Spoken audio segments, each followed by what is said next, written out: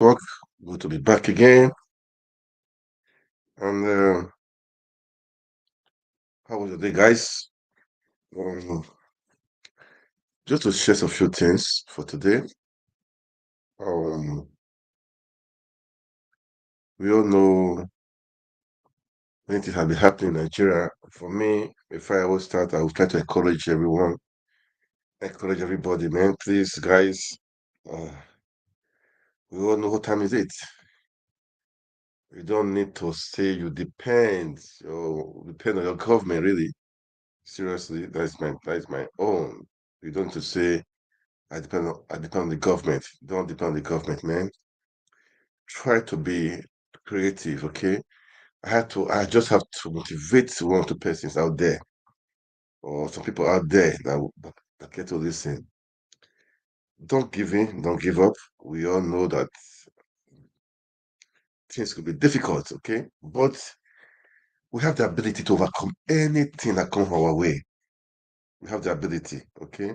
We have the ability. God has given us that ability to overcome anything that comes our way. Just stay positive. You know, have a dream, have a vision, and make it happen. You are the one to make it happen, not your country. See, there are people in America, there are people in Europe, they are suffering. Know this one, know it and know it. Some people are they are homeless. They are homeless. So don't think is where you are is the cause of your challenges. No, don't think so, okay?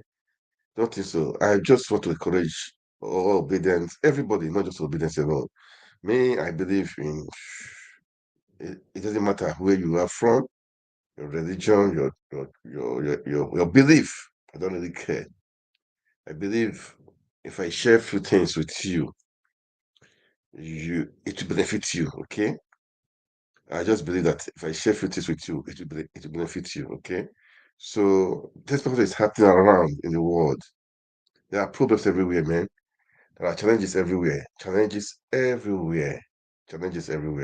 But what makes you to stand out is don't give in, don't give up. Okay?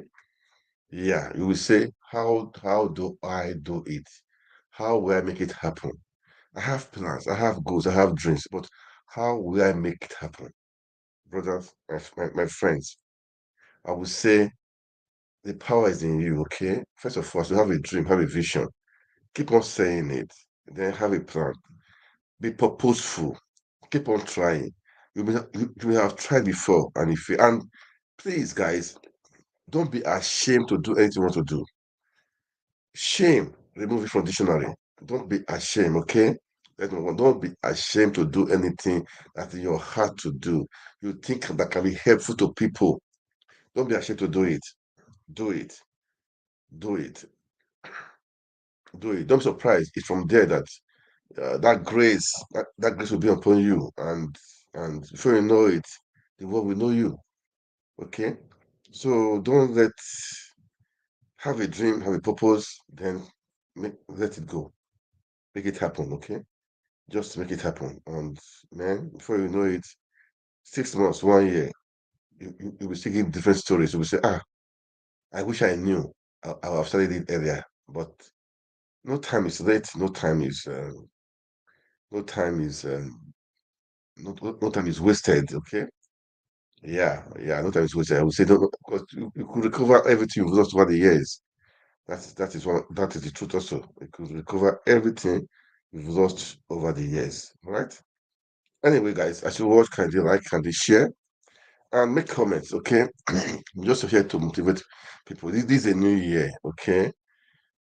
Definitely, I'll play some videos. Bad news, good news, doesn't matter. Don't let it weigh you down. Today I heard the fuel price is going to be so much over $1,000. You know, don't let it weigh you down. The truth is that the government will fail you. Let's not hide it.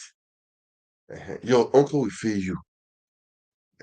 So don't think uh, uh, uh, this person you thought will help you, your friend thought will help you. Don't worry. Somebody you may not even know. may be the one that will lift you up, that will help you out. Okay? That's why at times I say, it's good to talk your dream, talk your dream, talk your dream, talk your dream, talk your dream. Okay? Talk your dream. There was one video I posted on my Facebook. It says make friend with the rich, or something like that anyway. I think by Selma, it was Selma. The thing was, it's instructive. If you have time, go through my page. You see on Facebook page anyway. I think I posted it too on YouTube. I don't know, but on Facebook that make friend with the rich or so, something like that. Apostle Seman, Joshua Seman. Just go through it, watch it, and it will help you. This is a new year, a new beginning. We all have to, we all have to, we all have to just kickstart. Okay, no, as I said, no procrastination. Start it up, man. That's your dream. Start it up. Let it happen. Just let it happen. Okay, let it happen. Um, Today, so many things. So many stories happening everywhere. Crisis, Labour Party crisis, in Edo State, PDP, um, different things. But all the same, man. I'm not after party. Seriously, man. I don't. I don't. My own is to have a let's have a better country. I also make sure the people in Nigeria, I mean, they can make things. They can, you know, make themselves happen. Okay, make themselves happen. You know, not all these politicians. They will preach to you, tell you many things. At the end of the day, when they get there, they forget what they've said. No, no. It's at times no. Why Peter B? I love him seriously. As I said, I've said it over and over again. I never really know him until late last year. When I heard what he's been doing, what he did in Anambra State, I said, "Are you serious? Is this guy in Nigeria? Is this guy an Igbo guy? Are you serious?" I have to dig, and find out that man, the guy is real, the guy is true, the guy is straightforward, the guy is can count on him. All right. That was how I started to follow him and to push for him. And it's been like that. And I'm still pushing for him, man. I'm still pushing for him.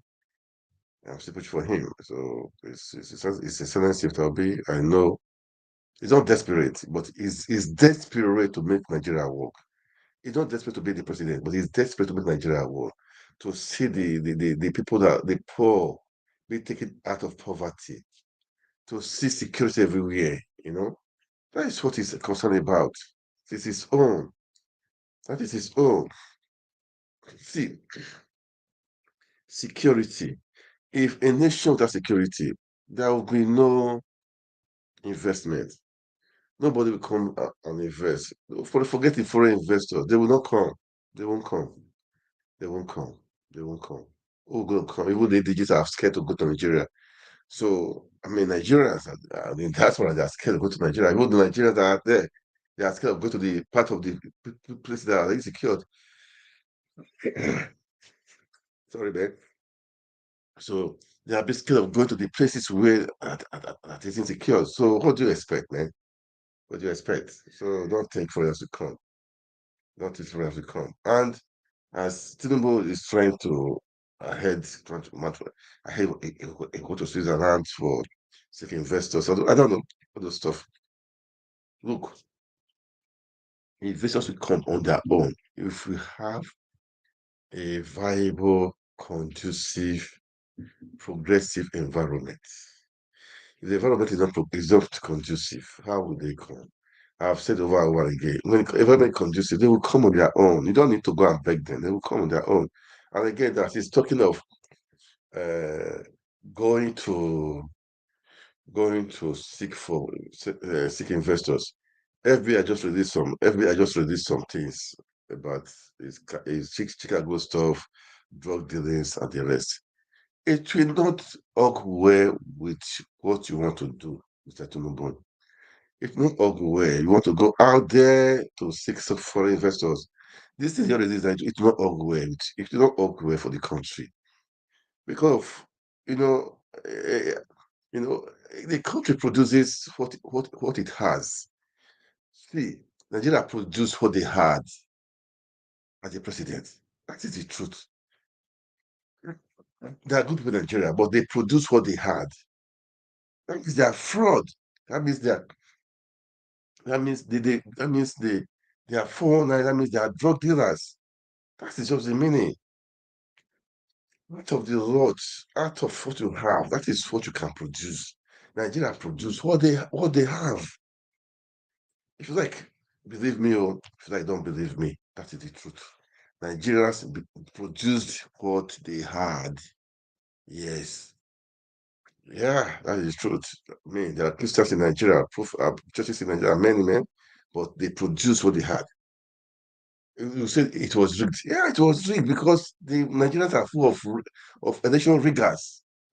Yeah, that means the people playing it are the one they can produce. We produce what we had. That was why we produced Tinubu. We produced what was his name, Buhari. That was what we had. If you don't produce what you don't have, now, let me tell you one thing. Uh, we could not produce. We could not produce. It's a certain state that will be because we don't have it. It's in Nigeria. We had, but we could not because the system it could not allow it because we did not have people like that. You get it? There are people like that there, but it had been taken over by all these crooks, jackass, criminals. That is why we need to purge it first. Purge the system first. So if you push, if you are pushing, so the pushing just started with Obi. Let's be frank as it's here. Over all these years it have been corrupt. It's just over a year ago that we were now starting to purge the system through his excellency Peter Obi. This is the truth. So don't expect to purge a nation of over 200 million people just like that. No. Even the so-called obedient family or Labour Party, we have criminals there. We have criminals there, but it doesn't matter. Okay, if the head is good, at least it will work. It will go down. Do you understand? That is the truth. If the head is good, Peter Bell said, if the head is good, I think it will have solved about 60 to 70% of it. So that is the joy we have. So that is why, for me, we should not give up. Okay, let's keep on pushing. Let's keep on pushing, man. We need to keep on pushing. Don't give in. Don't give up. Okay. Okay. As I've said, Tinubu wants to go and be seeking for foreign investors. Meanwhile, FBI just released some documents, damaging reports about Nigeria, about him. If let's assume foreign investors will even come. I don't think they will even come because even the companies that we have in Nigeria, they are all folding up, they are all running away. There's a company in oh God, in Akwa Ibom. What's the company again?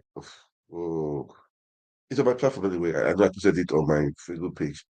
They've gone off. They've gone off yesterday, maybe today. I don't know which day. So you see, so how can you work companies to come? System is not conducive. Apart from insecurity, the system, the power sector, everything. They because they spend a lot of money. I said it before. I said one of my friends had a business in Nigeria. That last time it was telling me to where at the money spent on power, every day is much. So you can imagine. So can you encourage people to continue? One guy told me he had about two hotels in Nigeria, but the money he spends on diesel every day is too much. So you see all this stuff, man. There are ways people want to come and invest, but they cannot. And let me tell you, so things like that, we employ people. These are kind of things that, you know, how that's why we have unemployment in Nigeria. Anyway, let me not go there. That's not why I'm here. Even though I'm sure right now, this is not the reason I'm here.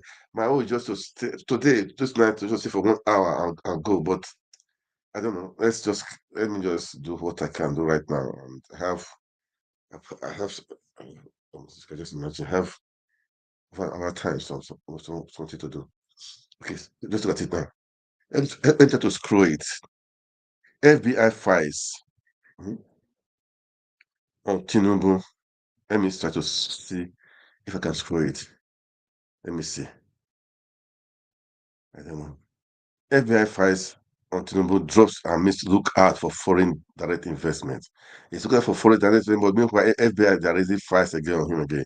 The FBI released yet another Tinubu file, a series of FOIA documents unveiling to the public how a former bagman, come ECOWAS chairman, Bola Ahmed Tinubu, laundered money in Chicago and has since 1990 been ensnared in numerous corruption scandals, recently being the controversial election that made him president after desecrating the National Electoral Act and Constitution of Nigeria through the Independent National Electoral Commission and the Nigerian Judiciary and the Nigerian Judiciary respectively. Because now I can see even the the merit is not even there. It's like the merit. The merit is not even there. It's not even there. I don't want to go far with I think controversial election, so many things. So many things. So you can see the FBI. It's a secret. No matter how well kept, has a way of telling on himself. A yearn for freedom to be heard as recognized for its existence, even if it means little. See, we cannot hide this thing. People, it's so glaring. The election was rigged. The court system, the judiciary was compromised. What do you expect, man? What do you expect? And with what is happening in Plateau State, killings everywhere. Today, I mean, yesterday I heard in Zamfara, Borno State also. Something has happened again. I don't I don't all this bad news. I don't like to be saying it. This is just supposed to be. Is this a year of? I mean, this is a year of greatness, of goodness, man. Not bad news every time. Most Nigeria be having bad news everywhere. Security everywhere, insecurity everywhere. These are kidnapped. These are kids. Enough is enough. Enough is enough, man. So I don't want to even. Let me not go to this FBI report on. Let me not just go here. But as I was saying, we need to we need to help our country, man. Okay. We need to help our country. Our country need help. Our country needs help, okay? It needs help. Let me not go to this advice. Let me leave it alone. Okay. Oh man, let me leave it alone. There is no point in doing that, okay? I just want to Nigeria is funny. Oh God. Um I saw a video which I posted on my wall, my Facebook wall too. I know that Nigeria belongs to all, but forgery, lying, I mean, perjury is not the best. I saw a video of some northern um, guys. They use Lagos State as their in the as if they're indigenous of Lagos State to apply for military for to be in the army. These are people. See, everybody in a way is guilty. These are guys. They don't even know. They don't. They're not even Lagos. They're not from Lagos State. So themselves, they don't understand Yoruba. But the local government issued them the state of origin, and they call it the citizenship of the local government. How can that be possible? For example, now it's like me going to my local government now. Or for example, I say, okay, I'm going to let's say I go to Kwara State now. Say I'm from Kwara State. I go to the local government. They will issue me their their certificate of origin. Or maybe I go to Lagos. I will say I'm from Ifakojaye. I will go there, Fakojaye. I'll tell them I'm from Fakojaye. They will just issue me certificate like that. I'm not from there. So that means the people are even corrupt. So the Nigerian government, please look into it. These people that are guilty, arrest them. So I said, most of them said from Solo or Shodi Solo. Meanwhile, they are from Kaduna State. and they use as if they are Lagos indigenes to go and apply for militaries. The academic training. I don't know. I saw the video today. Wait, let me just play the video. I think it's about 2-3 minutes long. I don't know. Let me play the video. I got. Let me just play it. I don't. Nigerians, the security people look into this. Okay, look into it. This is not right. Luca, where are you from? From Kaduna State. Kaduna State. What local government are you coming out from? Oshodi. Who gave you the indigenship certificate? National Campus. What's your name? Zakaria Arab. Where are you from? Kaduna State. Lagos State. Where did you get the indigenship certificate from? I'm staying with my uncle. Your uncle, speak up, please. I'm staying with my uncle, Lieutenant Colonel Down. Shogba Yoruba. Shogba Yoruba. I can hear what I can. Shogba Yoruba. Shogba Yoruba.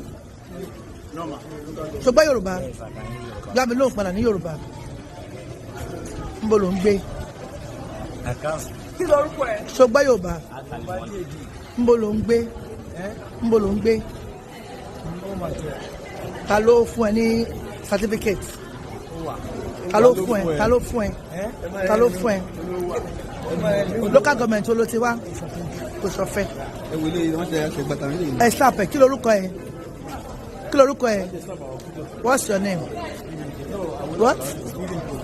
Speak up, please. Where are you from? What? Kaduna. But you're coming out from what local government?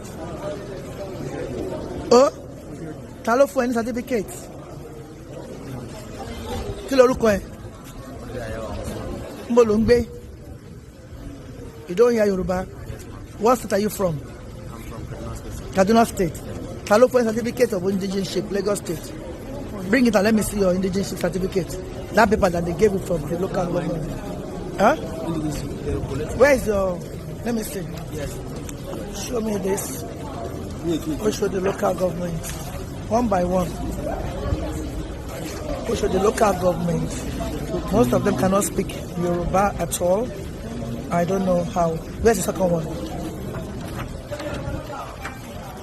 Also from Oshodi, local government.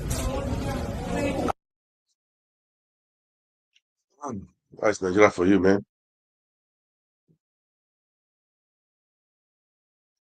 Yeah, I played that so guys to see it, okay? That's Nigeria we live in. That's Nigeria we live in. They believe in forging, they believe in perjuring, they believe in other stuff. Enough is enough, and what do you expect when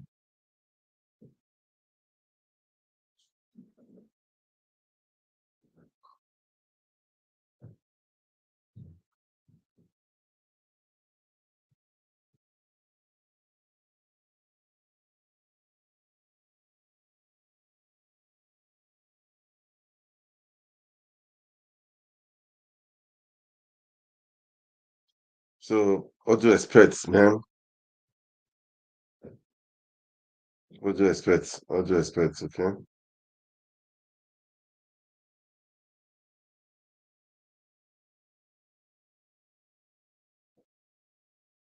What do you expect, okay? Anyway, it's I would say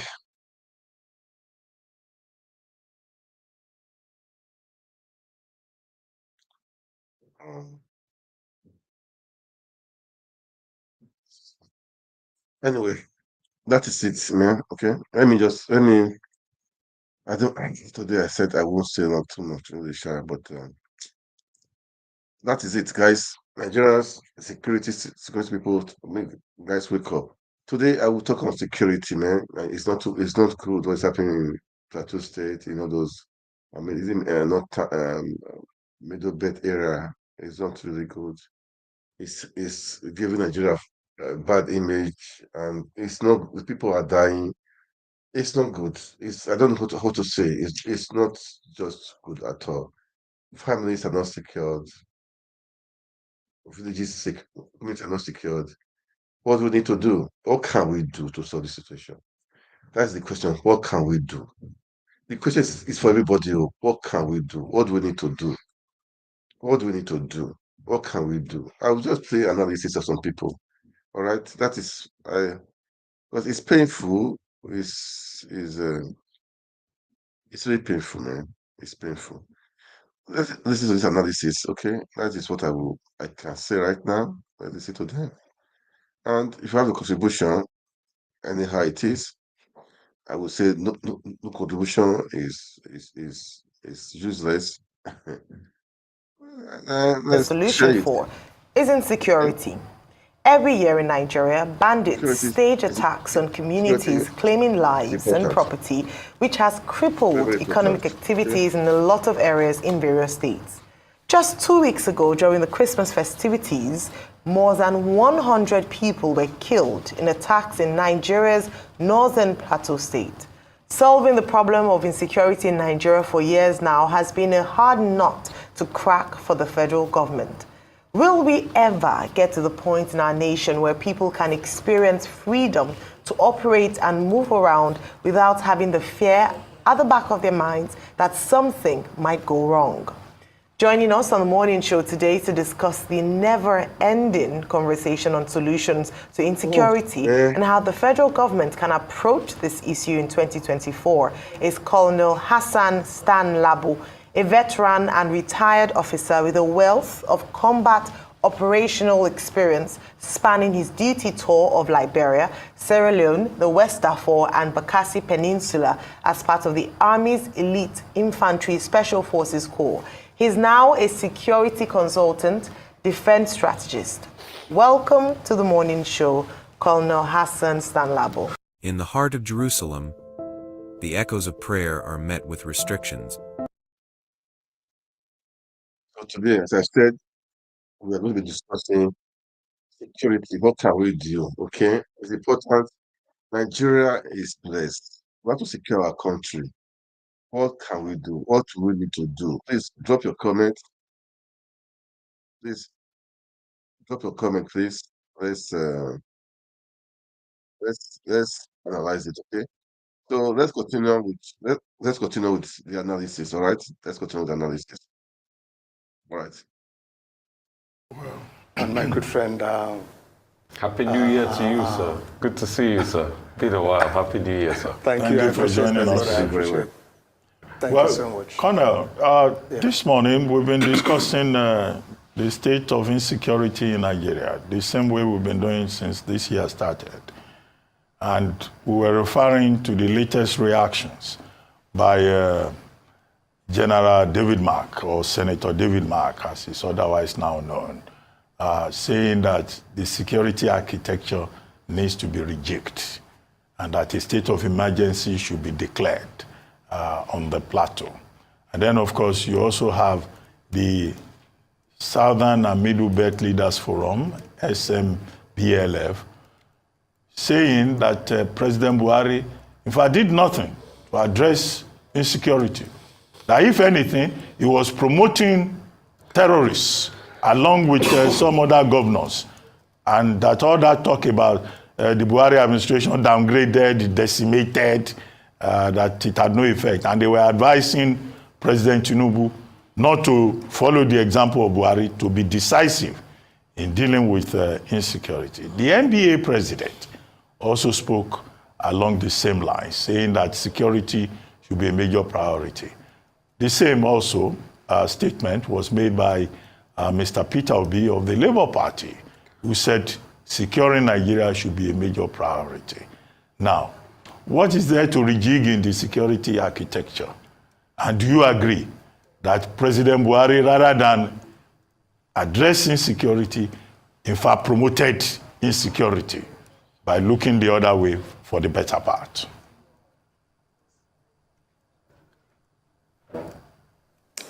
Thank you so much. Well, okay. There's a cut in communication. I can hear you. Thank you so much. Can you hear me, Dr. Dabate? Yes, clearly. All right, good. Please go ahead. Thank you so much, gentlemen.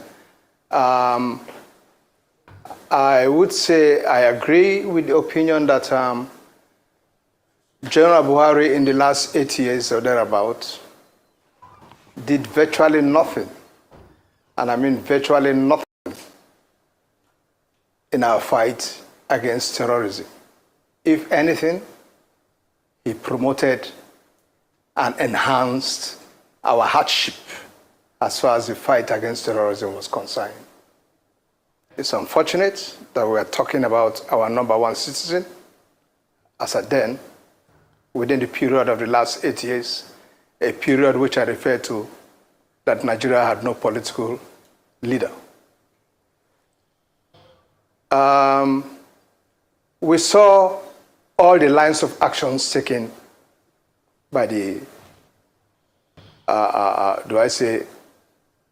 political strategic level of decision making. We saw all the lines of action taken even from the presidency. We saw how ministers who had business or things to do with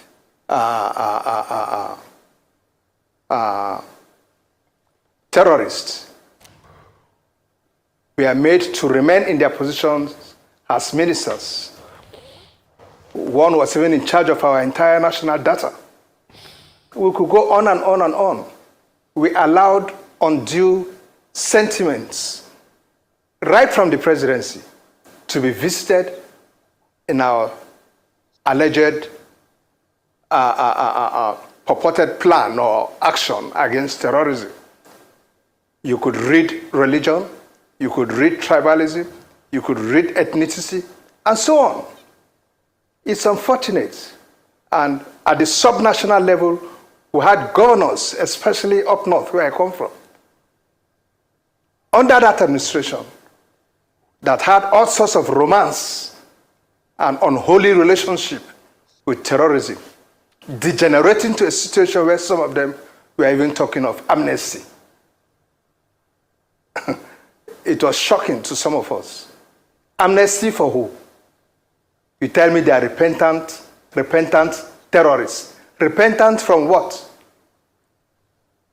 We are soldiers. Our duty is not to come here and grant repentance. Our duty is to hasten your appointment with God to heaven or hell, where he will grant you penance. So, for us to be bringing large number of men from the forest who hitherto were armed and taking on fellow Nigerians, then on the appearance of soldiers, they drop their weapon and you are compelled as a professional to take them PWs and you bring them back to us and say they are repentant what? And then you give their godfathers sitting in government houses to begin to talk about amnesty and even referring us to how amnesty was granted to some chaps way back in the under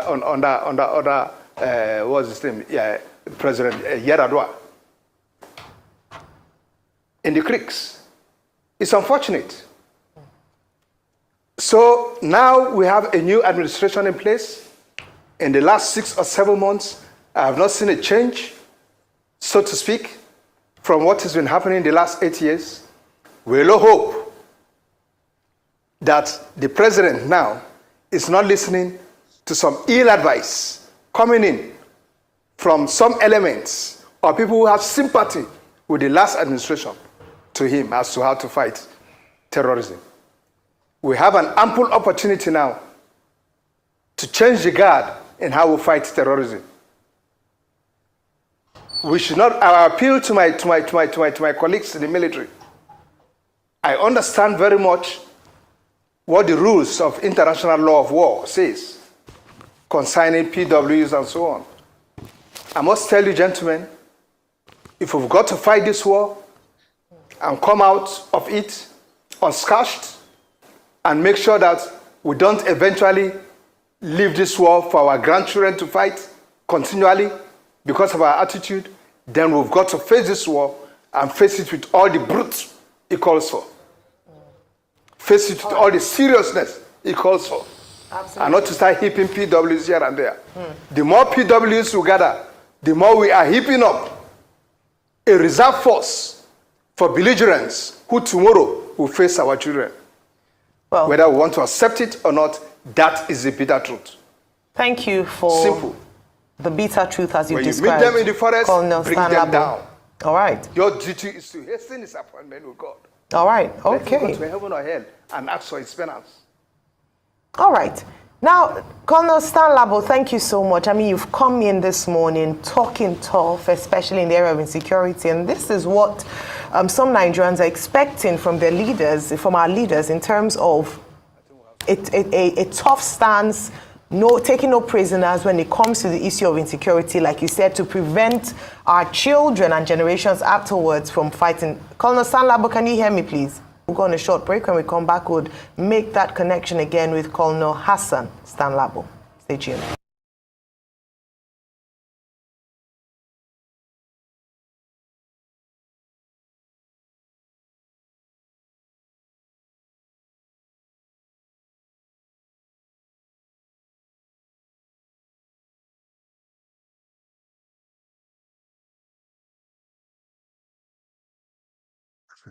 I paused myself. I didn't even know. I'm playing this. What do we need to do? This security Nigeria is just down too much. This is why I'm playing this, because I feel pain to see lives are being lost in Plateau State, in different places. Today I heard about, I think Zafara, Borno State, I don't know. People were killed also. So I feel pain. Killings every time as if it's just a normal thing. It's not normal, man. This is not fair. It's not right. What do we need to do? Guys, please drop your comments. Just what do we need to do so that the government will hear it? Okay, this guy is talking well, man. That's why I'm playing this now, so that the government will hear it. Let's amplify the voices. As we watch, share it also, that we amplify it so that more people will hear it. At the end of the day, somebody will hear it that would like to implement it. This is what we are doing, man. This is the essence of all the stuff we are doing. All right, this for me, this is the essence of what we are doing. Okay. All right, let's go back. Let's listen to them. Okay. All right.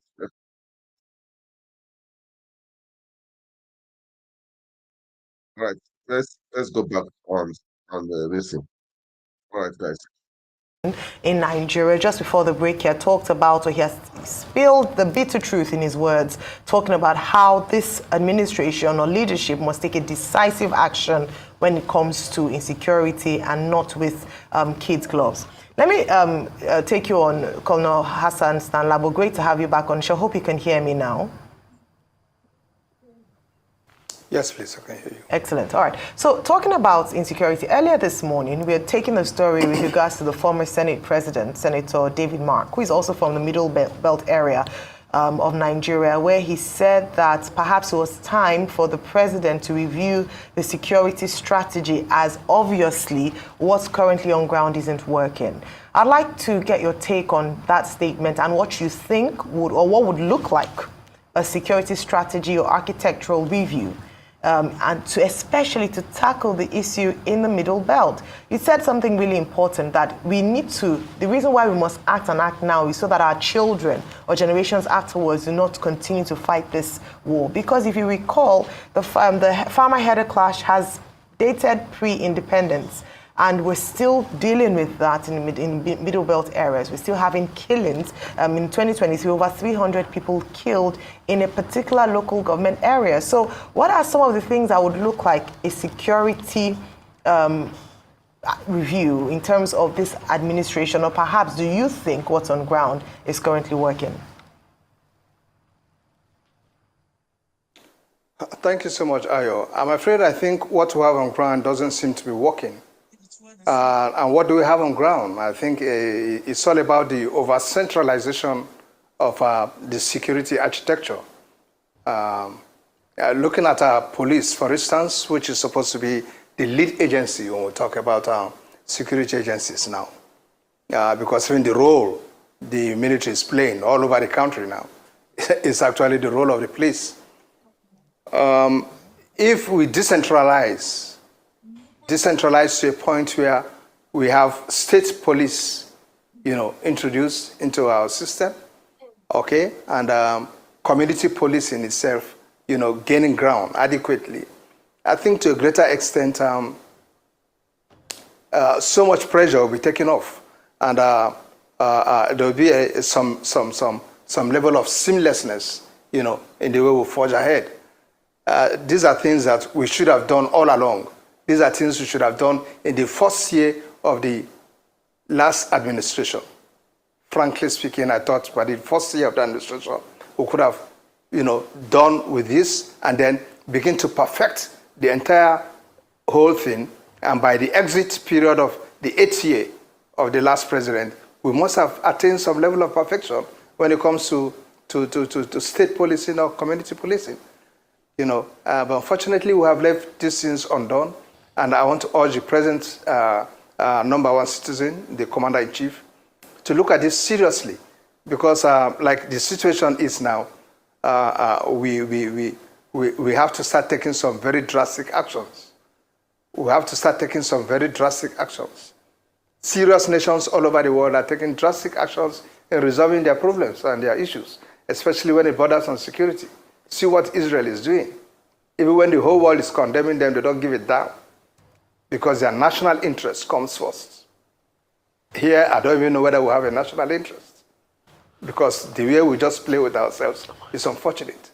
We must sit down, do a serious rejig again, do a serious review of the entire architecture, decentralize our entire defense arrangement in such a way that states will have some level of authority. Not a situation where I learned the 8 governors are about coming together to see what they can do about. There is nothing they can do if eventually the commissioners in those states, commissioners of police in those states, will still have to turn to their IG, who will still have to turn to Mr. President. So you lack the independence, the latitude of action. You lack it. You to just boil down to rhetoric, and at the end of the day, our usual style, it ends there. And the whole talk will bring some money, which end up in people's pockets. And that's all. That's Nigeria for you. We are never serious in addressing our problem. I just hope this time around, with the high casualty of death we are seeing in Plateau and so on, it will make us want to sit up once in a while. Yes, please. Okay, real quickly, I've heard all you have said. You made mention of Israel rejigging the security architecture and all of that. Colonel, that you just said about Israel in the past over a month and a half, it's cost them $58 billion to be able to pound Gaza that way. I don't think Nigeria has that kind of financial wherewithal. I will have to ask, Colonel, we've been rejigging security architecture from God knows when. But the political will to get it done. Colonel, these people that are doing these things are not spirits. They are human beings. People know them. People are affiliated with them. People fund them. Yeah. Why can't we solve that angle? Because even after the military went there and said, oh, it was caused by the devil and all of that, these people still wrote a letter. They were so brazen enough. They wrote a letter. They are coming back. And they still attacked. So the political angle, can't we tell these people and say, okay, enough of this attempt to grab land and build whatever you want to build? Can't we stop that? You are very correct, Rufai. You just took the words out of my mouth. If I had not stopped talking, maybe those are the areas I would have gone into. The aspect of the political will to be able to get these things, push these things forward.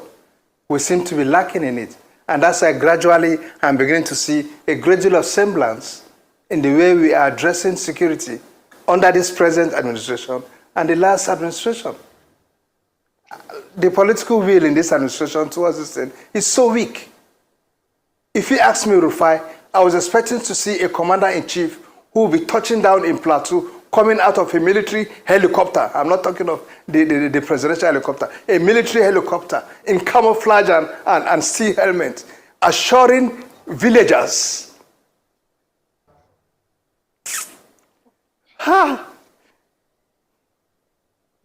It's painful. Painful. Assuring villagers that we shall get this rubbish done with. Hey, We shall stop this henceforth. this is touching, man. Okay?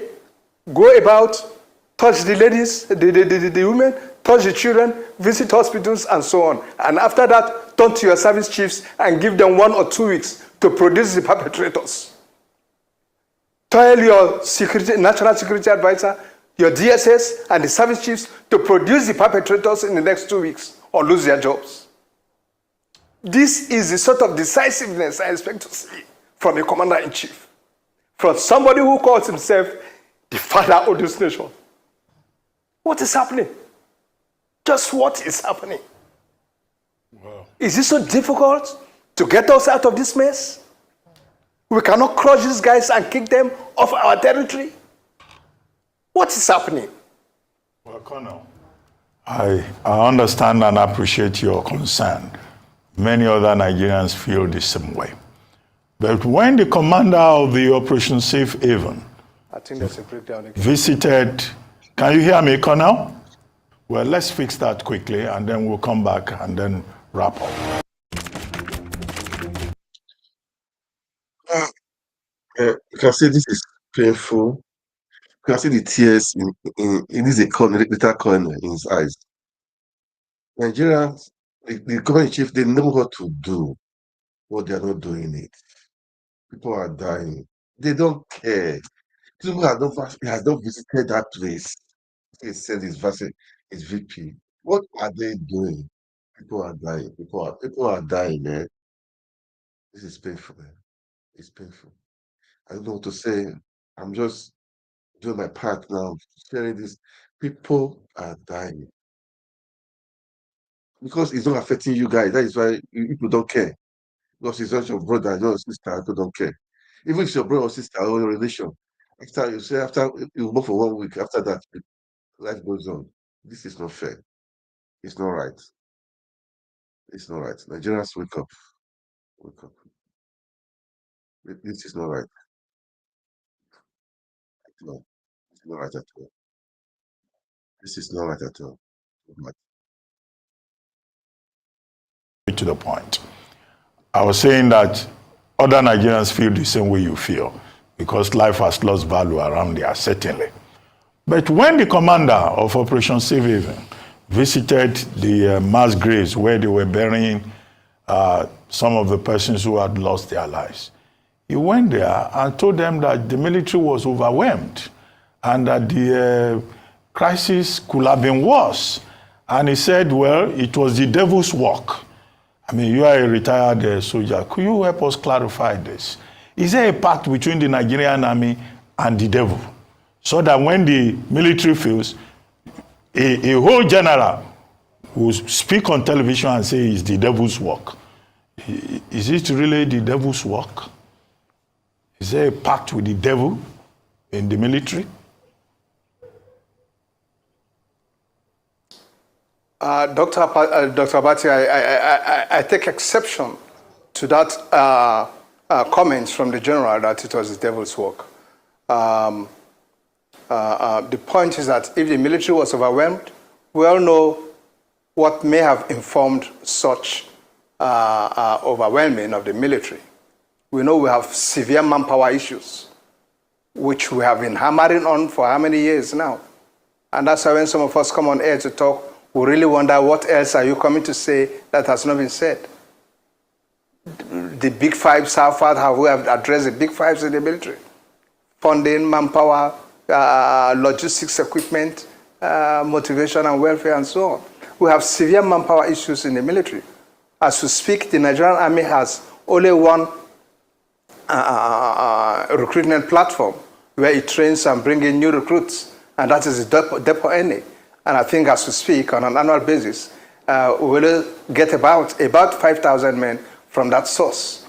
If you juxtapose that with the number of men who, of course, will be exiting the army on an annual basis, either through casualties from the various operations and routine retirements and so on, you will agree with me that at the end of the day, you're always seeing about 2,000 or 2,500 fresh entrants out of the 5,000 which you think you are bringing in. So the point I'm making is that we should begin to expand on our training facilities. Nigeria is ripe enough, or the army by now is ripe enough to have about 4 or 5 depots. You know, we have one already in Zaria. What stops us from having one in the west, here in Lagos, and in the east, and even up north? You know, so that on an annual basis, we can boast of nearly 20,000 coming into the army, fresh recruits. We need to work on this assiduously, Dr. Abati. Otherwise, all this talk of being overwhelmed and so on will be there. Like you know, we are presently in a war situation. And in any given war situation, the enemy has the initiative. And if the enemy has the initiative, it means he is privileged to you know, choose his time, privileged to choose where he attacks, privileged to you know, he has all the privilege at his disposal, both time, location, and what have you. Why you remain to wait and react? So all you try to do is to see how you position yourself to be able to gain some level of proactiveness by the time he launches. And the enemy is not a daft, let's face it. And that's why they will look at where you are already and then go to ungoverned areas where you have citizens just thinly spread out and what have you in communities, and attack such communities, kill them in their numbers, so that before you even want to get there, I'm afraid they are done and even on their way out. All right. So we must look inwards and look for solutions to all this. It's important.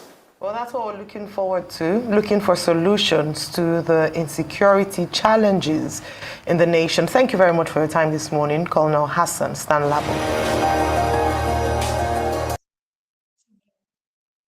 Never see.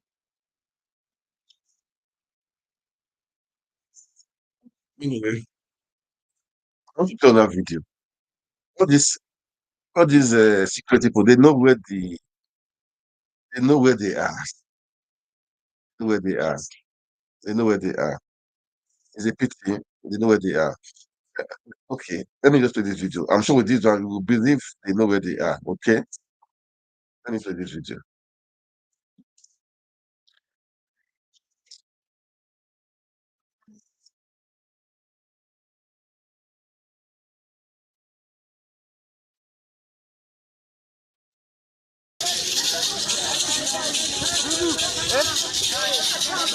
Subhanallah. Dangara.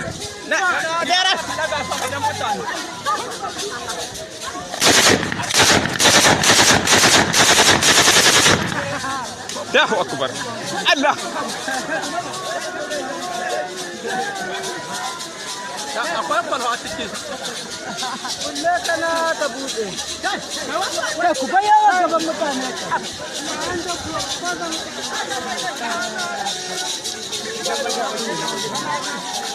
What is happening there, man? Now just see what is happening there. They know. They know.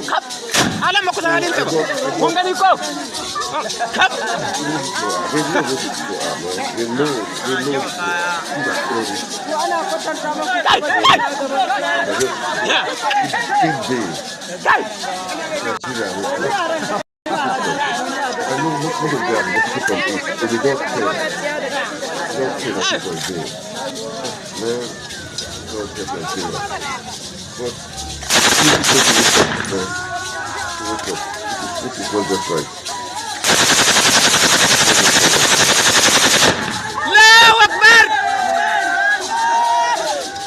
Allahu Akbar.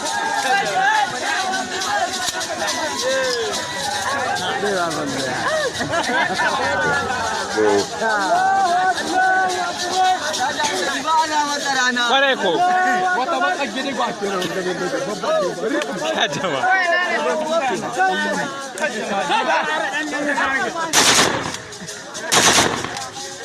You get the gunshot.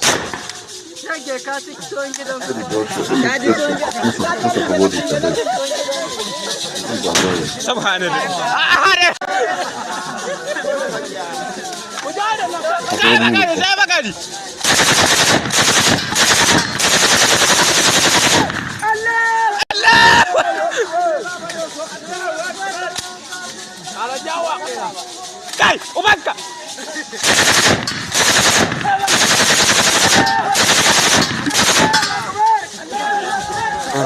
Yeah. Akali. But you know what they are. This is one of the this is one of the they are making noise of it. They are making noise of it. I'm following the thing. I don't need to listen to it. It's annoying. It's just sitting here. I just using this one to play games, play information to you. Kai. Don't give power. Subhanallah. Don't work for them to do anything. Subhanallah. Kai. You are coming to me, man. You are coming. Let me remove it. Wallahi kako aza wannan ba ta tashi.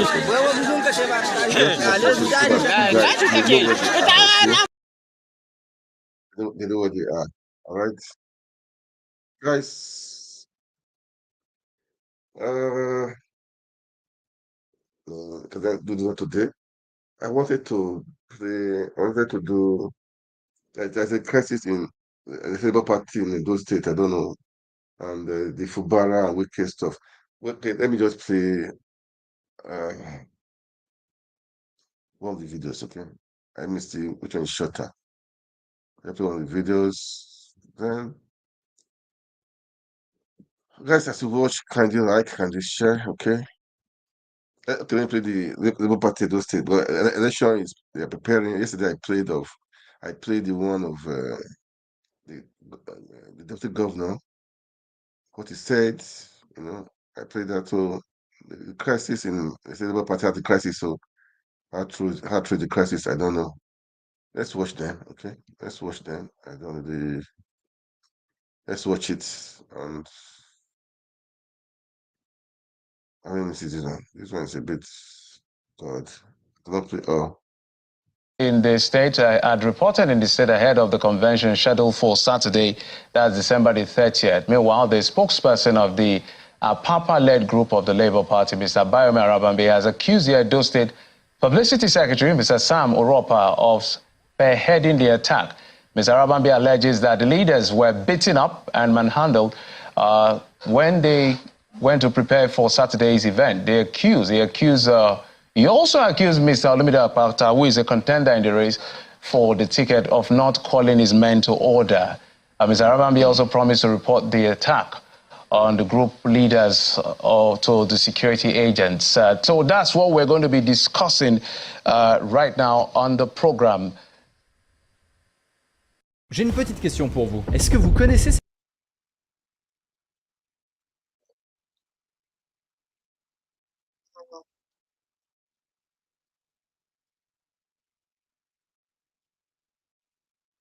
Come back to it, okay?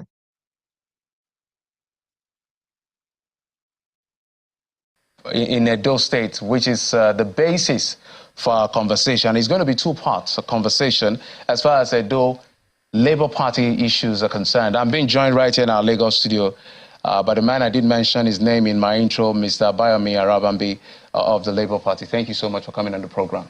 And thank you so much. Good evening, Nigeria community of citizen. Thank you for inviting me here. Joining us via Zoom, the chairman of Edo Labour Party, Mr. Kelly Ogbaloy. Mr. Ogbaloy, thank you so much for joining us. I'll be forwarding this stuff because this thing's a bit long. Okay, I understand. I thought Mr. We are somehow very shocked that we have two people who today will be calling themselves lawyers and who are supposed to know the law, but they deliberately choose to stand on it. I am making reference to the former NBA president, who I am highly disappointed in, and Julius Aburi. Though I know that one, he has never attended court session ever since when I know him, but he also called himself a lawyer.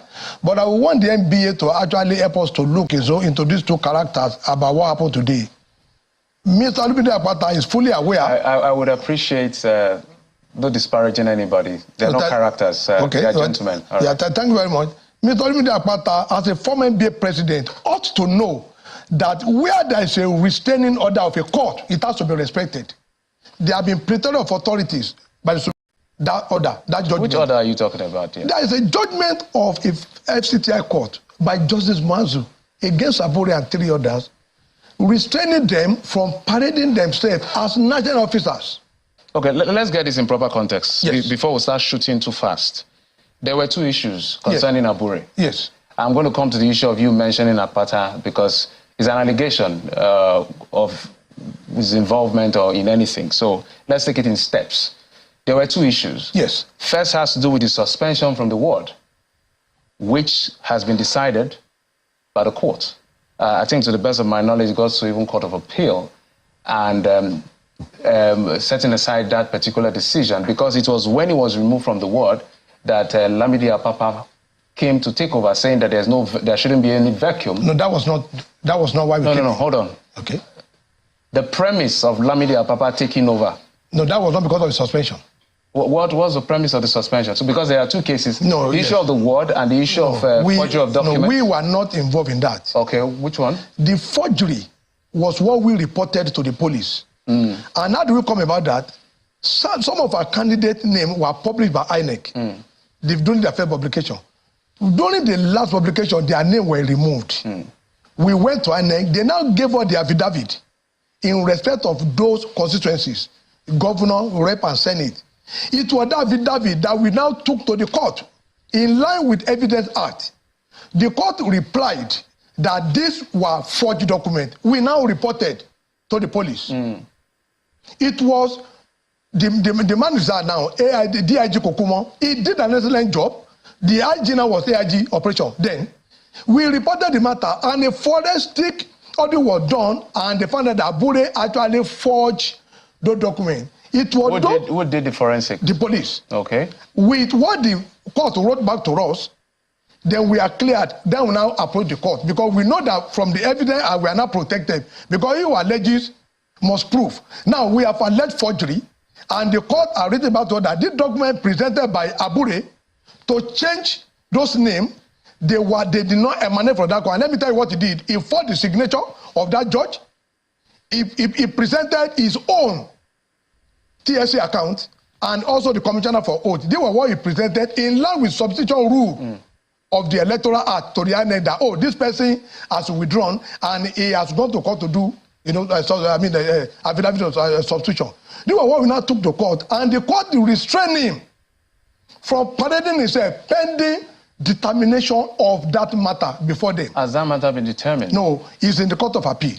So when he was restrained, it is normal, just like in Ondo State, when somebody is incapacitated, whether by reason of death or sickness. If I understand, you got this order when in the year?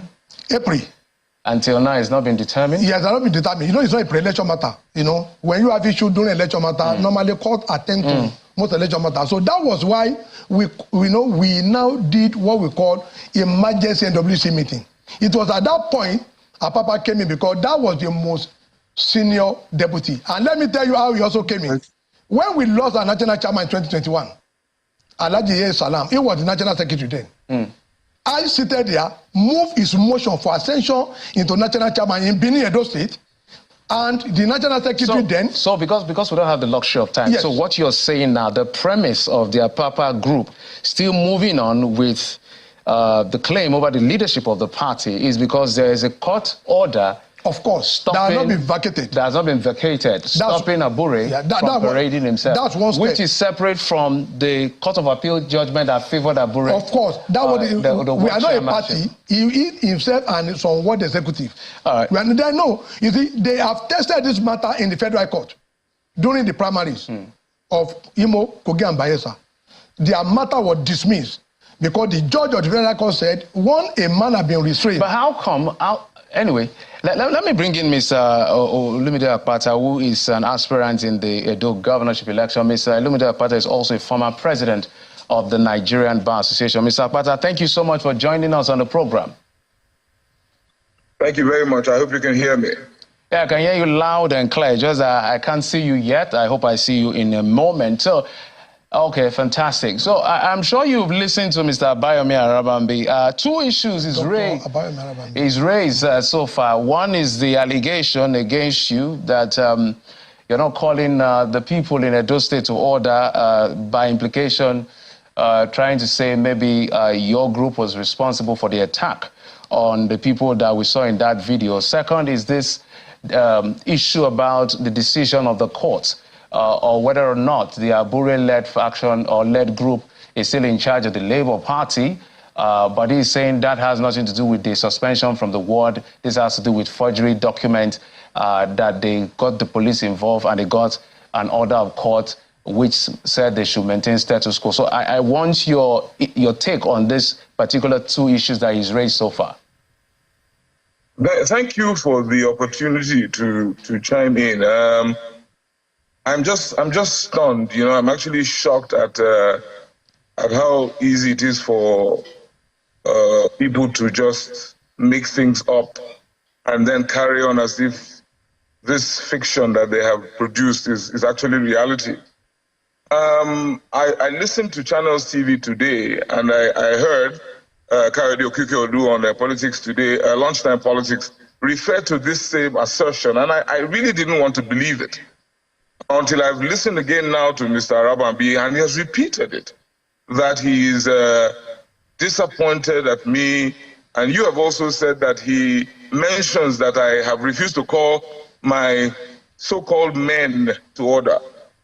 I'm but one of probably 30 aspirants seeking the Labour Party ticket in Edo State. The disputes in the Labour Party predate my entry into that party. So I fail to understand why I'm being singled out by Mr. Arabambi and his co-travelers. There's really something wrong here, and I think we must get to the bottom of it. And I think he's maligning me. He has even asked that my association, the NBA, looks into my conduct. And I'm actually quite shocked at, that he would have the gall to mention that on national television. What conduct are we talking about? I'm one of 30 aspirants. I hope you know the genesis of what. I'm actually not even in Benin as we speak. I'm on break like everybody else. And the first thing we saw yesterday was the report that Labour Party has asked Akpata not to present himself as a candidate of the, as an aspirant in the Labour Party because he is a mole of Governor Obaseki. My friends and supporters were shocked by this, and everybody reached out to me, and I was worried myself when I saw the headline. I reached out to the Labour Party in Edo State, and they said nothing of the sort. And when I opened the article, I realized that it was Mr. Arabambi and his colleagues who issued that statement. They actually issued a 20-paragraph document that purported to detail what their plans are for elections in Edo State. And in paragraph 19, they actually singled me out for all the aspirants to say, don't show yourself, don't present yourself in Labour Party because you are a mole of Governor Obaseki. And they actually, Mr. Arabambi in the studio there with you, actually signed that document. And it is in the public domain. And I'm sitting here on my own and I'm wondering what exactly is going on. And then he comes on national television to insinuate that whatever melee happened in Benin and the fight between two factions, everybody knows that these two groups have been locked in some kind of tussle, even before I decided to join the party. Mr. Akpata, if I may, just a bit, why do you think he's just picking you out of the 30 Labour Party aspirant? Why do you think it is used, he's pointing out? Look, my brother, my guess or your guess is as good as mine. I am actually in shock. I'm befuddled because I looked at the document. I read the guidelines, the purported guidelines or timetable or whatever it is they call it. And I looked at paragraph 19 and I'm like, I wondered to myself, what exactly is going on here? Is this a case of giving a dog a bad name to hang it? What exactly is happening? What is Arabambi and his co-travelers, what exactly are they trying to achieve? Okay, Mr. Akpata, let me come back to Mr. Arabambi. Can I finish? Can I finish?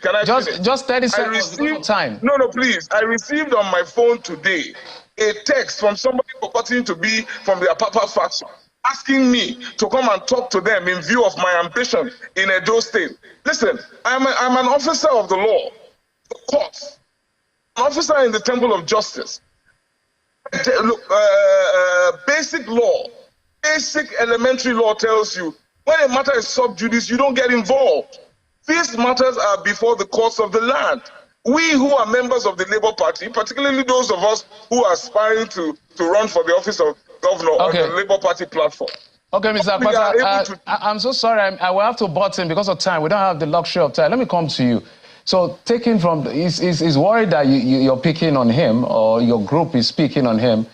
So, exactly why is that? And where does this lead the Labour Party as they go into the election? Looks like a divided house. Well, thank you. Just like I said, he's aware, but he tried to dodge that question. The 20 buses he bought, the people he gave them to, as local government chairman or Abure faction, they were all there today. Imagine people that want to govern a state, you will hold a stone and be eating somebody's head, and yet these are the people he's paraded, these are the people he gave buses to. We know ourselves there. We are still going to report, you know, we are still going to write the 5%. We know all of them. You understand? These are the people he just donated buses to. 18 buses to. And here, he will now come and be telling you that he's not aware. He's aware, but our point is this.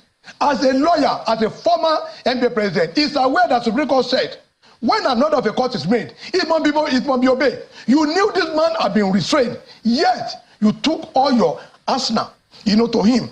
But let me be very open why we said for Governor Obaseki. We knew Abure right from inception. In the local government election, none of our candidates featured. They collected money, Edo Commission collected money, they were not featured. But in the general election, I challenge Abure, I challenge Governor Obaseki to tell us every of the assembly candidates, he paid 2 million to them, they are not a member. That's an allegation you need to substantiate. So of course, no, I said. No. I was part of the meeting. Hold on, if you don't have. No, I know, I was part of the meeting. Hold on, if you don't have evidence, I was with Abure. I was Abure in Benin. So those are strong allegations. No, I said I was Abure in Benin when one of our president candidates came to pay 35 million. That was in 2022 to run against Peter Obi. It was on that night, you know, that we had a meeting, that I now got to know that, oh, he had been on parole. Okay, you know, let me. It's a fact, I was there. So, okay, still an allegation, so that we'll follow this through at the end of the day.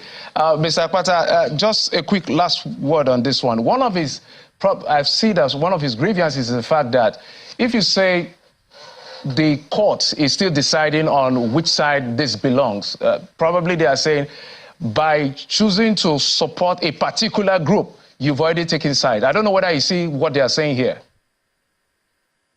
First and foremost, I must tell you that this is utterly disgraceful, that on national television you allow an individual spew forth such allegations, No, I'm just saying so that you know, you have a right to reply and say, yes. I'm just saying what he said. That's why I'm replying now, right? Okay. I'm replying firstly to say this gentleman has insinuated that I am behind the attacks that took place in Benin. Which is why you're here to answer. Which is what I want to answer, which is I have told you that it's ridiculous. And I wonder why he has singled me out. Then secondly, when you say taking sides, nature abhors a vacuum. There cannot be any vacuum. As far as we know, I am one of 28 or so aspirants. The Labour Party in Edo State, its secretariat is on Ogbelaka Street in Benin. That is where we have gone to express interest to participate in the governorship election. We cannot, because matters are in court, we will not go to the Labour Party secretariat that we know, that we see. If a court of the land comes today to declare that party secretariat is illegal, of course we will not go there. Okay. We have to go to the secretariat that we know and that we see. That is one issue. I must tell you, we must refer to the issue that has been raised by Arabambi on your station this evening. Wow. It is ridiculous for him to say, I did not give... No, you need to hear me out. No, because we don't... Go ahead, just 10 seconds. We don't have time anymore. I did not give buses to any individual. I gave buses to Labour Party in Edo State. So what is he talking about? All right, Mr. Akpata, thank you so much. Look, the truth is that this conversation of the Labour Party in Edo State cannot be exhausted on this particular show. So we will have to visit this issue again so that everybody will ventilate their thoughts and speak their mind. Our job is just to provide a platform for this conversation to go on so that the audience will be able to make for themselves what is going on in the Labour Party. I must thank you, former NBA president and the governorship aspirant in the Edo State under the Labour Party, Mr. Olumide Akpata. Thank you so much for coming on the program. Also, Mr. Abayomi Arabambi. Yes, guys, I played that. I live for Edo State, Labour Party. I know, I said before, Labour Party, there are classes everywhere, man. Politicians, self-interest. Like I said, Obi is different. Obi is very, very, very, very different. Okay, what the same? We are watching and we are watching and we are watching. Let's see what will happen. Okay, please, I will play this last video because I have almost time for me to do what I want to do. This last video is about Fubara and Wike, just analysis. Okay. As I've said, my interest is for the Rivers people, not Fubara, not Wike. I don't care about them. They rigged the election. The Labour Party won that election in Rivers State. Wike decided to rig it for APC. Well, that's how it is. They have laughed at each other. They should continue fighting, right? I don't really care about them. So, guys, let's just watch this. Let's watch this. Then I'll come back. I'll call it a day. Okay. But please, as you watch, can you make comments, like, share? Okay, it's important that people will. What's happening? That I just played. Today was for security, but I just said election is coming up. I just had to do that, and this one now for this.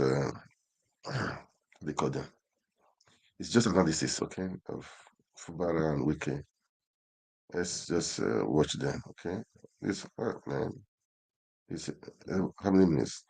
10 minutes or so. Okay, let's just play it. I'll come back. Say, look, see, this is just the beginning. That we've not started at all. And Nigerians felt that, after the intervention of President Bola Tinubu, that, they might have shot their sword and everybody, all is looking good. We saw them in that church service. They were both shaking and the governor saying that he's my boss, he will continue to be my boss. And I was deceived. I thought by now the tension would have, been de-escalated. Well, to a large extent, the tension has been de-escalated. If Wike had not talked, we would not have known that things were still bad, because at a point we were thinking that the state will go up in flames. The president's intervention calmed things down, no doubt about it. Even Wike said, well, because of the president, the president gave instruction, you don't do this, you don't do this. So he is slowing down. It's unfortunate, but Ison Wike needs to realize that there's nothing happening between him and Similaye Fubara that is not happening in most states. Governors want to determine their successors, sometimes impose their successors on everyone. But you have no guarantee that the person that you have imposed will be loyal to you all through. There's nothing that they've done to Wike that is strange in the context of Nigerian politics. Nothing. I've seen worse situations. He's talking about 3 months. What is 3 months? There are people who fought their godfather the same week that they came into office. There are people. So if 3 months to him is too early, is to ask Jim Nwobodo. Jim Nwobodo went to bring Chimaroke Nnamani from the US. Who state? I'll give a few minutes, man. I have brought him here. Let me see. He fought Jim. He fought Jim to a standstill. They divided the House of Assembly. At that time, the Jim supporters in the House were sitting in Abuja. They dare not sit in Enugu. Enugu was too hot for them. Invariably, he was able to win some of those Jim supporters to his side. and effectively he took complete control. He did not want Jim to interfere in the running of the state. Yeah. It was the same coin that Sullivan Chime. In fact, Sullivan Chime began to fight Chimaroke Nnamani's aides and other people that they were in the cabinet together the same week that I took over. Some of I had friends in the government at that time. People like Ogazimora, Igboneku, Ogazimora. They chased them out of their government quarters the week that Sullivan Chime took over. And Sullivan Chime effectively shut out Chimaroke from affairs of the state. We've also had what happened between the Secretary of Government of the Federation, Akume, and the pastor, Father Ilya, that he put from the week that he took over. He left no doubt that he does not want to entertain a godfather. That's what happened. Today, they don't see eye to eye. Today, their aides, they don't like one another. This is a fact. Two different persons did the same thing to the former governor of Gombe State, Senator Goje. Dankwabo did the same thing to him. Remember on the day that Senator Goje lost his wife, Dankwabo came to the house and he said, "You, from the inauguration arena, you've not entered this house." You remember? Because we played that video here. He was speaking in Hausa, but I translated it. He said, "From the inauguration arena, you've not visited this house." This same woman was the one who used to take good care of you. It was after he died that you knew that this was your house. As if that was not enough, that one left. The same Danjuma Goje brought the current governor. In fact, the breakfast that this one served him is worse than Dankwabo. Dankwabo may not talk. Dankwabo was a gentleman. He served a warm breakfast. This was very cool. To stop here today, okay? You know, the mafia people say revenge is a best substance. Very cool. Share and Goje was coming into town for the wedding of his I think added to it. Granddaughter also. Some people want to know what is happening. From entering the battle is still on, but it's like they are on a pause. How can a governor do that? All these same guys. The person who facilitated is becoming governor. So we stop. See, if you're even that's why Wike needs to slow down. Thank you for watching. I know how painful it can be when you feel that someone has betrayed you, and I think it's shameful for them to be bringing ethnic issues into it. It's not Fubara is not an Ijaw governor. He's the governor of all. Don't bring, because I saw some of the Ijaw leaders that are coming and say no, that is wrong. Busy telling them to that. He could have. Yeah, I'm going to stop here right now, guys. Okay, so. Let me just tell you just 1 minute. No one thing. The politicians are the same. Okay, they're all the same. They will come out straight mouth. But what I should tell you, believe in yourself. You can make things happen for yourself. Okay, you can make things happen. You can change things around you. That's what my economy for you, to motivate you. That's what is hard. That people are suffering everywhere, in different countries. But I will tell you, don't give up. And again, the battle is on. We will try our best. Let's do our best to make sure we dislodge these people that are there right now, because they don't have your interests. We will try our best to dislodge them. But our bill, as said, is still on. It's still committed to the dreams and visions. Please, guys, let's support him. Those in diaspora, please let's support him. Those all those organizations, those support group, please find a way. Let's have a platform. let's make sure we continue because I know definitely it wasn't an easy job. We just overnight to dislodge them, but we did our best. We won the election, but some people thought they have the everything. But the fight continues, okay? So please, let's do our part. Let's be sure we dislodge them, okay? Let's support, let's encourage Peter Obi, let's encourage everyone who has backed out, okay? Let's encourage them, let them come, let's continue with the fight, okay? Those social media stuff, influencers, let's talk to them still. They did a great job during the elections. Let's talk to them still. It's a long fight, it's a long war, okay? This is what I'm going to say. Everybody, when this is a new year, keep the dream on. Don't give in or give up. Don't lose hope, okay? Don't lose hope. For don't lose hope, I heard the fuel price in Nigeria is going to be increased. But all the same, people are saying decrease to 1,200, there will be protests. Well, anyhow it is, you survive it, okay? But have a dream, have a vision for this year. Write it out. Make it plain, okay? Write it. Don't say it's in your heart. Let it be in your heart, but to write it out and voice it and strategize and work towards it. It will happen. It will happen. But have a big dream. Don't limit yourself. Have a good dream. Outside of a sphere. Have a bigger dream, okay? A very big dream. Dreams come true, some don't come true, but have multitude of dreams. At least one will come true. Okay, this is my comment for this year, guys. We can make it happen.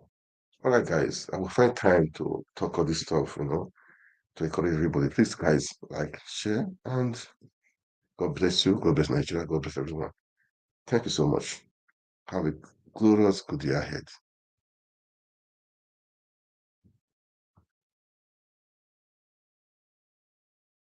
Yeah. Hello, everyone. Good evening. This Diaspora Network. Man, it's a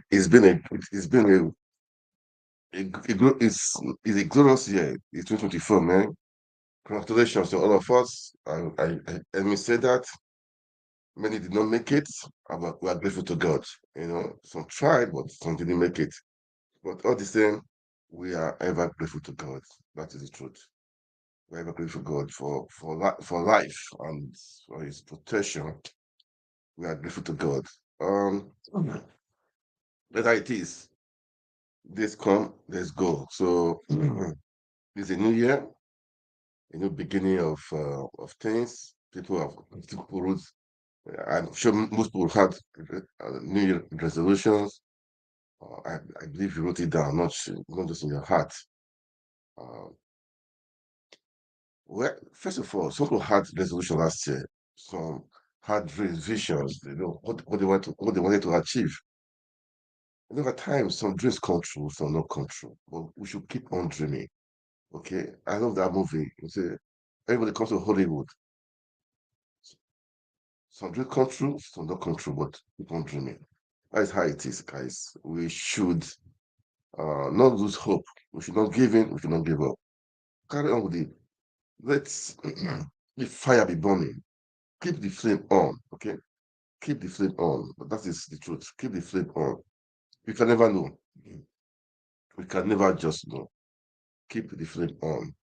That's what I will say. It's a new year, and believe that things are going to happen. Just have have in your spirit that this year will be better than last year. Just be positive, okay? Stay stay focused, have a dream, have a vision, and definitely it will definitely come true. At times it could be difficult. It may be difficult for sure. But don't worry, don't give up. This year will surely be better. All right. Well, forget what is happening, like the economy. Forget it, okay? Don't let it. But when you think about it, it may weigh you down. It may kill your spirit. You say, "Oh, how can I survive this year? I managed to survive last year. To now, how am I going to do?" No, guys, don't worry. Okay, keep on the hope. Keep on with the hope. Okay, you can make things happen. Okay, you can make things happen. Yeah, Obi won the election, but it was stolen. Yes, we know, but don't give up hope. Okay, Nigeria is like this now, it's like that now. people suffering. Don't give up. Don't give up, okay? Don't give in, don't give up. That is what the politicians want. They want people to be begging them, like how they like how the Amiraj in the they call Amiraj in the north. They will come with line up with their spoon and plate, begging for food. Don't worry. No, you're not gonna be like that, okay? What you mean? Let me tell you one thing. Um, if we say we depend on this on the nation, you will fail yourself. Okay, don't depend on the nation. Don't depend on people. Just believe that there's something inside of you can bring out, not only for yourself but for others. Have that in mind of first. That there is something inside of you that people need. There is something inside of you that you can give out to people. You know, have the mentality of have not just for yourself, but have it for others. Do you know what I'm saying? We have that mentality. That means you've gone beyond yourself now. That means you can definitely have for yourself. Because just have that mentality. With that mentality this year, you will climb mountains, okay? You will excel. All right? You will excel. You will excel, man. So for me, I'm not trying to encourage everyone. I mean, we just need to be focused, have a dream, have a purpose, have a vision. Not just having it, put it to work, say it out, say it because I always say there's power in words.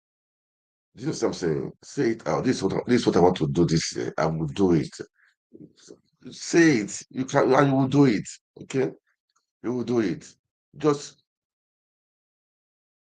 say to yourself, this is who I am. I can do it. I will make it happen despite this like situation, despite the stress in Nigeria or in Africa. I can make it happen. My brother, man, my sister, man, you will do it and you will make it happen.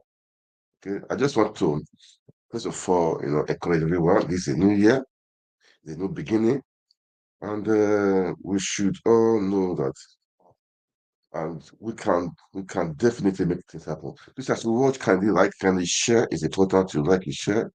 Is a year of new beginning, a year of new things, a year of creativity, a year to make things happen, uh, a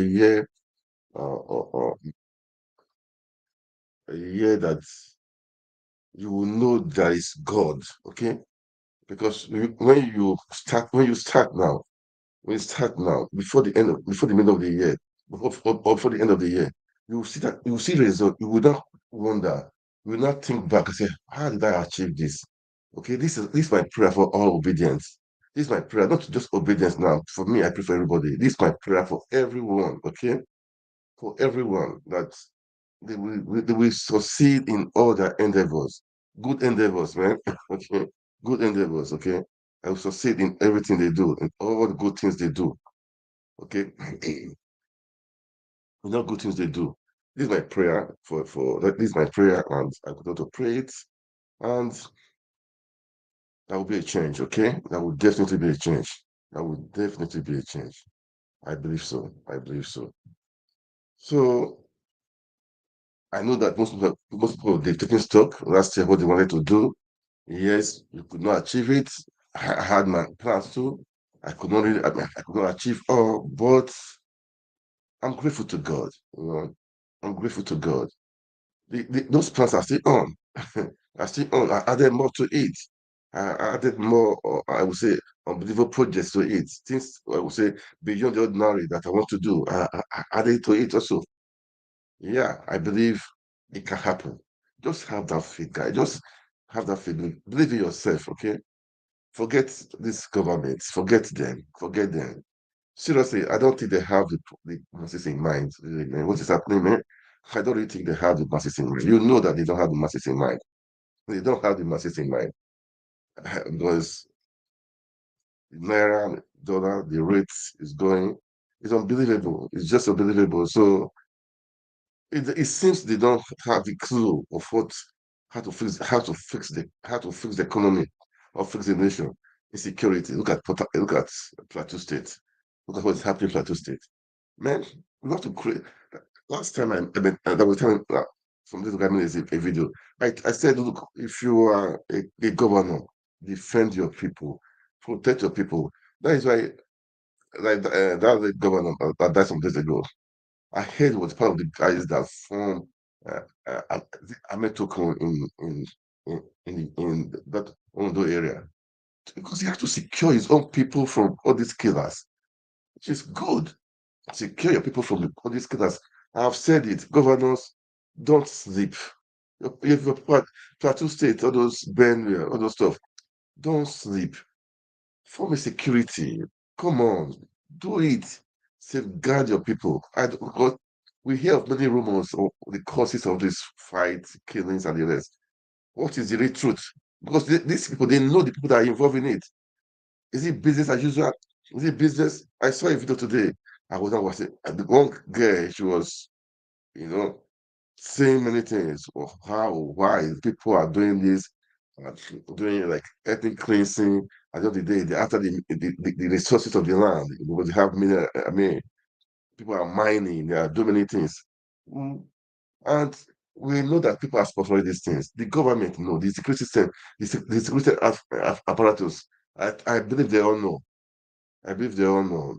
I believe they all know. So I don't know why people should just be so heartless to kill for money, and not just kill for money now. Not just not killing now.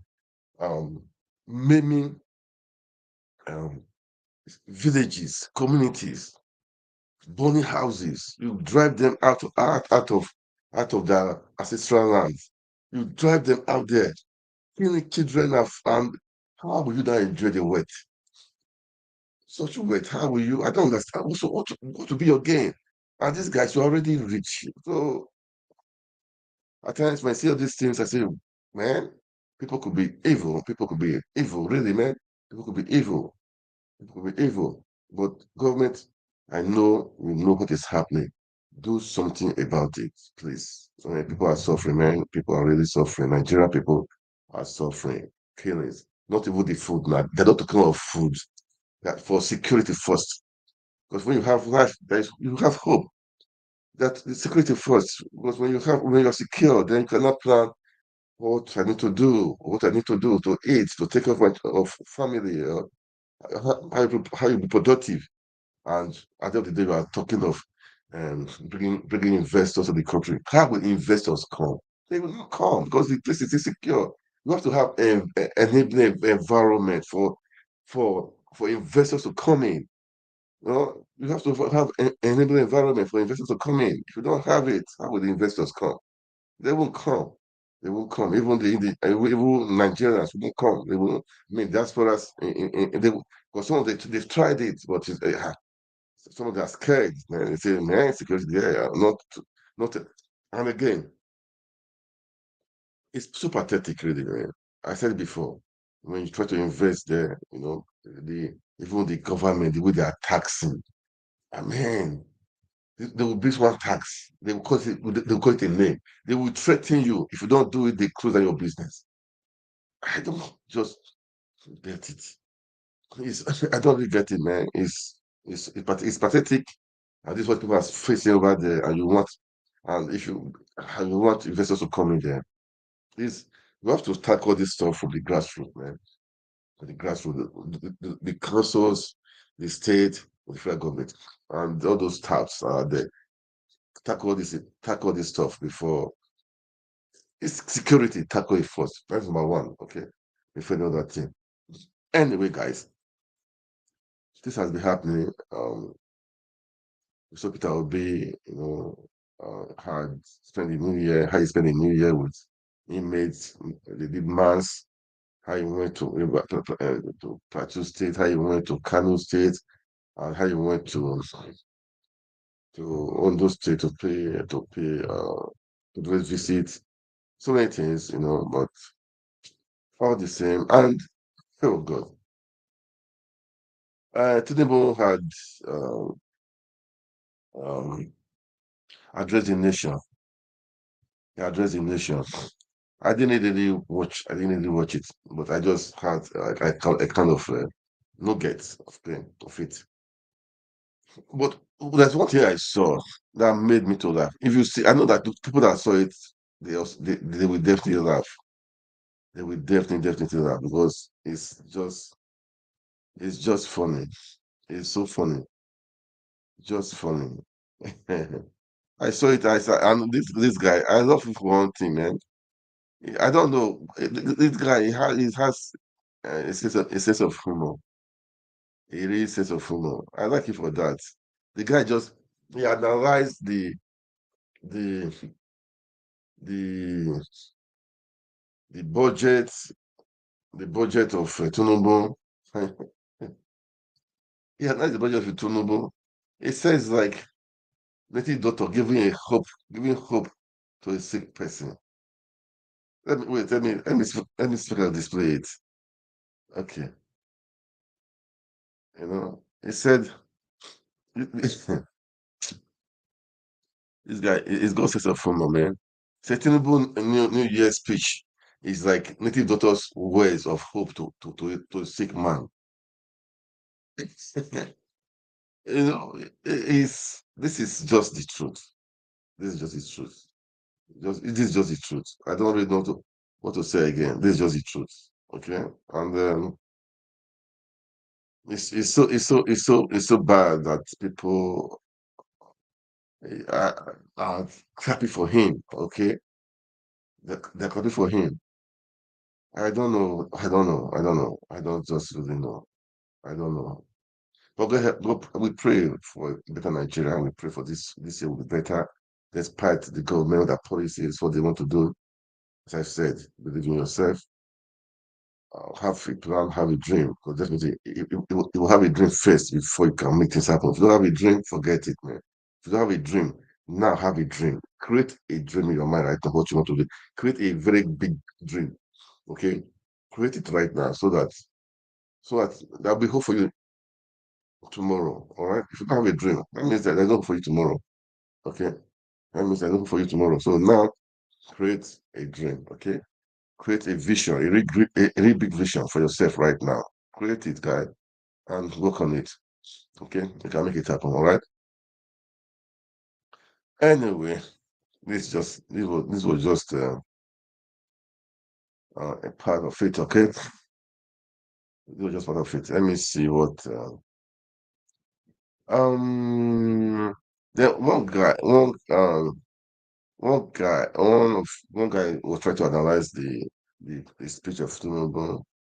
He was trying to analyze it's a good speech. Should I just play a little part of it before I go to my main thing, to my analysis of? Let me see. Let me just play it. Let me just play. Let me play it. Let me play part of it because the guy is Ned. I think this Ned Media. It's Ned Media. It's Ned Media. Let me play part of it. Okay. Yeah, the Tinubu is still begging. Okay. I extend this call to my political opponents in the last election. Election is over. It is time for all of us to work together for the sake of our country. P2B will never join you, neither will Atiku, because you're not real. You're not facing reality. Even in this speech, you kept saying how you won the election, how the people voted for you. Why do you need to be rubbing it in their faces when you know that you were selected by the powers that be? Why will anyone join you when you keep telling them that you defeated them? When will the bragging stop? This was the same thing you did in Germany. Instead of marketing Nigeria as the chief marketer, so as to attract that foreign investment from Germany, you went on bragging how you brought Lagos from zero to the 5th largest economy in Africa, which was an obvious lie. And today, I can brag, beat my chest, that Lagos is on the horizon. Is the 5th largest economy in Africa, from zero. So any opposition member that joins you will just finish off his career. You wouldn't even allow the person to implement anything. The few that he will implement, you will take the credit yourself alone. That's what you did in Lagos. You feel that Lagos didn't exist before 1999, that you put it into existence, and all the achievements, despite knowing that major infrastructure projects were not executed under your administration. People who live in Lagos will attest to that. They know that it was under Fashola, Ambode, and to an extent Sanwo-Olu that major infrastructure projects were built in Lagos. But today, Tinubu takes all the credit. To him, it's not about nation building like he said. It's all about himself, his ego. He wants to claim that he achieved everything. For the record, what Lateef Jakonde achieved under 5 years, all the governors in Lagos State have not been able to achieve it in 24 years.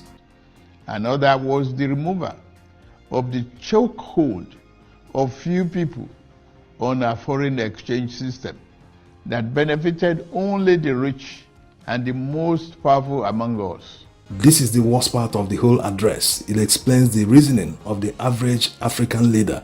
They are not progressive. So because a few privileged individuals in Nigeria are able to get dollars from the central bank and other official quarters, and they go on to sell it at the black market, I stop it here, guys. because of that, Nigerians should suffer. What I really The want whole to economy show should be them, brought down okay? to... Let me, let me stop that. Um, I want to play. There's a video I want to play. Interview. No, I like Anna's interview.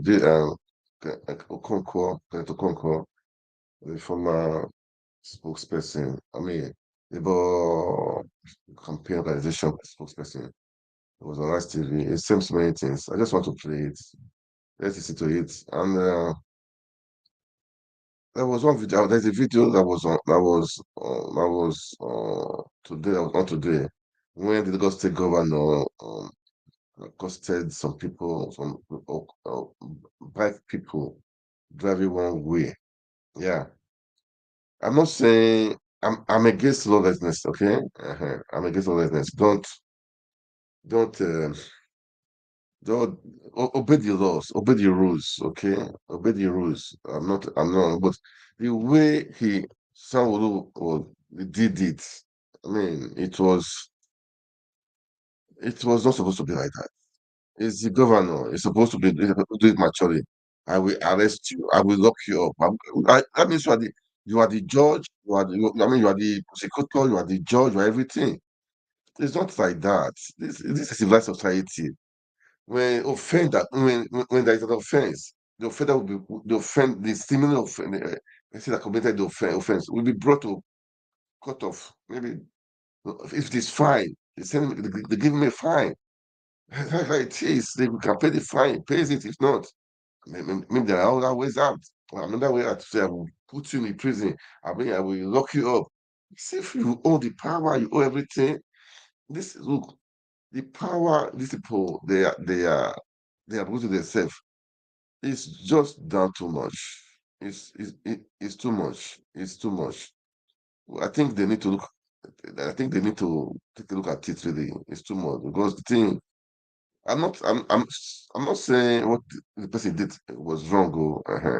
What they did was wrong. Driving one way is risky. It's against. I mean, the traffic rules and regulations. But there are ways they handle it. Okay, that's my stake. But for him to be saying, I will, as if, I don't know, you God, I will make sure you look your because okay, I will make sure. Come on, man, you are a man. That guy too is a man. Okay, if you didn't do one on one, maybe I'm the guy. One of them is a military officer, so that is one. Two, basically, all these people, military people, all these forces, they will think they can do more or do. Because you're a military officer now or a police officer, you will not free to break the law. No, it's not just right. Nigerians need to wake up because that is the more reason why you should uphold the rules and regulations. Since you know the rules, since you are one of the enforcers, that is one of the reasons why you need to obey the rules and the regulations. Because all these VIPs, they will carry police, they will be beating traffic, they will drive you one way. the police will clear road for them. This is uncalled for. They need to look at all this stuff, man. Make Nigeria governable. Come on, nobody's above the law, okay? That means that guy, you're not above the law. But the governor, the way you are saying it, you are not God, man. You're not the judge. That guy, the guy for sure, he will be prosecuted and fined if he's found guilty. Then give me the fine. Not that I will make that. That was the reason I will make sure I look you up. Who are you to say that? Anyway, it's just a pity anyway that this is how we see things. Man, this is how we see things. But it's a pity. It's just a pity. Okay, it's just a pity. A pity. That guy, I pity him.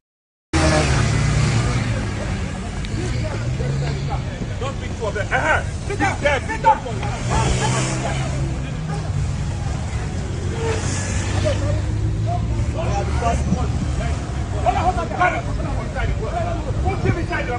Put him there. Then your father come and arrest. Let him come and arrest you. I'm a soldier, Augusta. That's even the more reason. That's even the more reason I'm going to lock you up.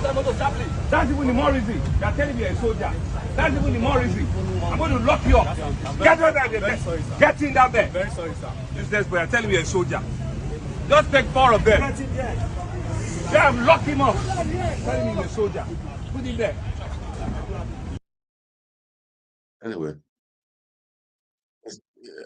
I don't support illegality. Okay, that guy should not be driving all the way. It's risky. Okay, but the way the governor was doing, it's not the best. Also, it's not the best. All right, it's not the best. I mean, uh, you should handle it properly. Okay, arrest the guy, no problem. But not that is the reason why I will deal with you. I will arrest you. I will. I don't know. It's not like that, man. Okay, it's not like that. Anyway, now let me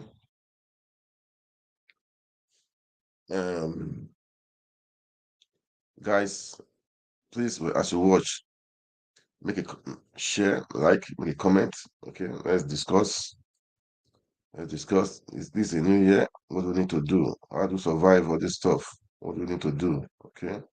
People are hungry for the next 4 years. How are they going to do? Naira is going down. What are they going to do? What are they going to do? What are people going to do? It's we should lend the hand. We should lend the voice. Okay, lend the voice. What can we do? How can we help out? How can the what can we do? You know, what can we do? The government for now they are not helping matters. Man. They are not helping matters. They are not helping matters, and it's not just good. It's not good. It's not good. And I just pray, go help Nigeria, man. Go help Nigeria. But guys, don't don't don't lose hope. Okay, don't lose hope at all. I mean, there is hope at the end of it. There is big hope. Okay, there is big hope. There is something I have said before. There is something inside of you that you possess that can change, irrespective of the government, irrespective of what is happening in Nigeria. There is something inside of you that you possess that you can help people to help others with it. Okay, so look, search yourself, search your spirit. Okay, you will see, you will find it there. God has blessed you with something that you can help to lift up somebody else. Right now, you may be you need the help, but there is something inside of you that you can use to help. See, I have said this before when I started the program. Have this in mind that you want to be a helper. You know what I'm saying? Not just only for yourself. No, live beyond just yourself. Live, live as if you want to help out also. Okay. Right now, maybe you can even afford 2 square meal a day. Okay, but have the vision that okay, I want to help other people. Then check it inside yourself. There is something God has given to you that you can use to lift up others. When you can lift up others, that means you're already made now. That means you are made. If you can lift up others, that means you are made. So think beyond your enclave. Think beyond what do I need beyond your own self? Think beyond that, okay? This is not the secret, okay? Think beyond yourself. Think of how you can lift up others. And when you have that thing in mind, that means you will be able to produce something. You know what I'm saying? To produce something to help out. And as you are doing so, your cost is enlarging. Those are principles. You know, we speak like this when we talk like this. I would say, um, knowledge is power. Okay, knowledge is power. Knowledge is power. And with the knowledge, you can create things. With the knowledge, you can make things happen. With the knowledge, you can change things. Okay, you can change things. This is a new year. That's why I'm telling you this right now. Even before, I think on the 31st or so, I said some things like this also. I think so. Yeah. So you have to start right now. Okay. Don't procrastinate. Don't say I will, I will, I will. No, now is the time for you to do it. Remove shame. Or let's assume you think it's a shameful thing. No, remove. Forget what is shame. What is shame? Forget shame. It's what you want to do it. Forget what people will say. You know, people fail because they think of what people will say. You understand? So people fail because they think of what people will say. What would I want to say? What would I say? Don't we forget all those stuff. Don't allow somebody to define you. Okay? Define yourself. Define define yourself how God wants you to be. You understand? Not circumstances, not people. Okay? Don't answer to any name they call you. No. Don't answer to any name they call you. It's important you don't answer to any name they call you. Okay? When you answer to any name they call you, you will fall for it. Okay? You fall for it. So guys, let's so know that. Okay? That's what I'm saying. Know that. All right. Okay, guys. Let's now go to this guy.